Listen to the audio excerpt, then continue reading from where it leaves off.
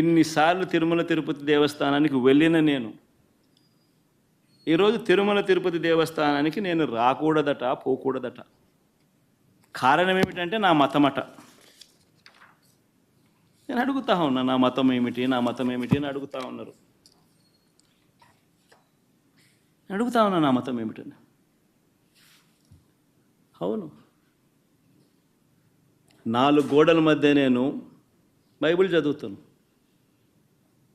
తప్పేముంది? బయటికి పోతే హిందూ సాంప్రదాయాలను నేను అనుసరిస్తాను, గౌరవిస్తాను. బయటికి పోతే ఇస్లాంను అనుసరిస్తాను, గౌరవిస్తాను.